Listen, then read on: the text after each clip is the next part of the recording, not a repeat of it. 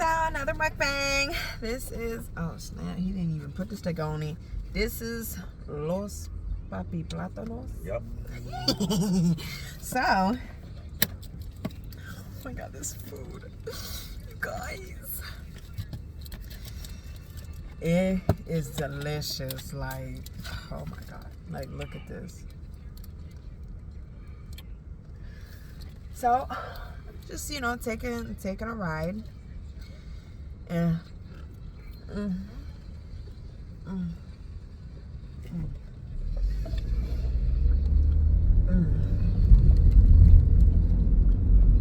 this food is so delicious. He was supposed to go to the Basketball Hall of Fame, but they did him dirty. And so he came back to his normal spot. And let me tell you something. If I was pregnant, his food would be in trouble, because I would hire him for an event. He gonna be mine for a whole month. He put so much love in this food. It's so delicious. Like, it's really good.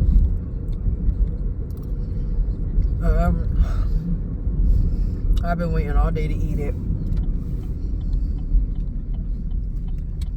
You know, I'm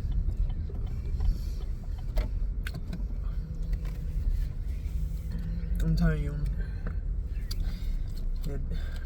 if this food could, this food would get me pregnant. Because this food is food. Like, look at this. Like, it's so delicious. It's so yummy.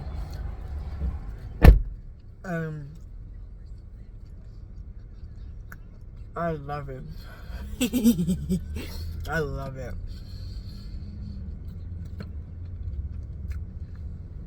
It's so delicious. Like, I don't even know if I even want to talk about anything, but Can I adjust my legs? yeah, you can take your seatbelt off. So I got pregnant with my little one. And I didn't know that I was sick in my pregnancy. I was always throwing up and everything. And my OBGYN didn't know that I had preeclampsia. So I went to a specialist and they told me I had preeclampsia. Did you have that? Preeclampsia is horrible. Mind your business. You don't even know what I'm talking about. Yes, I do. Yes, I do. What's preeclampsia? Where you're, No. So it is. So I had her for about, I've had her for about 7 months, and I got really sick because after the kidney specialist told me that I had preeclampsia, he's like, I don't understand why they didn't tell you when you have protein in your urine. So the minute he told me, the next day I got sick. I was having pain, like I don't, near my heart area. Lena, I'm trying to tell a story. Okay. I had pain, and so I went up to go outside. It went away, so I'm like, okay, it's nothing. And I was driving. Lena, I'm telling a serious story. No, you wasn't driving. I am. She just like her daddy. So anyway, I'm not. I'm telling a story. Stop, please stop. So the pain came back even more worse. I just wanted to lay there on my bed. I didn't want to get up. I didn't want to do nothing. So my man was like, you know, we need to go to the hospital as soon as possible. So he took me down the stairs. We got in the car, and I couldn't sit down. I was in a lot of pain. So he rushed me. So I got rushed to the hospital. He rushed me to the hospital. No, I kid you not. Nobody was in the waiting room. The waiting room was empty. Thank God. And I was getting even more worse. Like, I couldn't wait. They took me to the back. So they rushed me to the back. They were trying to like, they were frantic. They were being frantic, trying to put the IV in my arm. And my blood pressure was what, over 300? It was something like, it was really high. Yeah, it was over 300. And they were trying to get me to calm down. So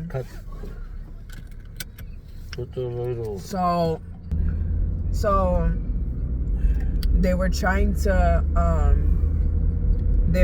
to get my blood pressure down before they would transfer me to Bay State, because Holyoke doesn't have a NICU. And I was so scared. And she was like, "Are you contracting?" I'm like, this is my first pregnancy. I don't even know what contracting is. I just know I'm in a lot of pain.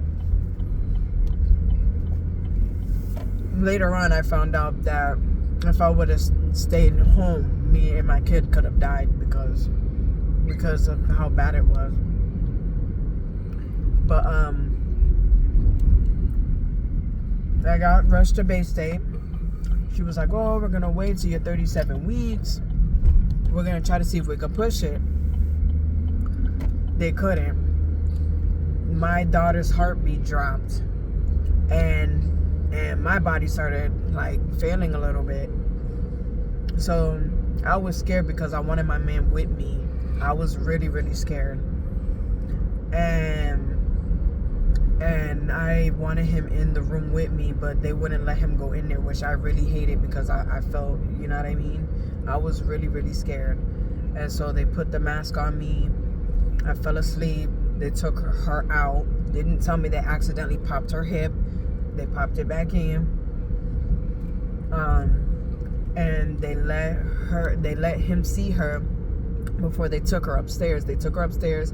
She was on all kinds of tubes, wires, and everything, just to, you know, make sure she's okay. And she had a feeding tube in her nose. She had the heart monitor on her foot, and she was 3 pounds 2.8 ounces. And I thank God every day for her, because now that's my little preemie. She back. But that's my little preemie who thinks she's 30. And I am so blessed. Even though that was a scary moment, I'm so blessed that how strong she was and how strong I was. Like a few things, like my plates or something like that, I can't remember everything, but they heavily sedated me because the inside of my body was failing. So it took me some time to recover, and I had emergency C-section. And honestly, I didn't even care about my C-section. I wanted to go right upstairs. So when they felt it was okay enough, they took me upstairs in a wheelchair to meet her for the first time, and I cried. Like, I was like, oh my God, this is my little one. This is my little baby. And you know, like I said, I thank God for her. And you know, what we went through was very, very scary, and I thank God every day that she's in my life. But yeah, that's the end of story time. See you next time.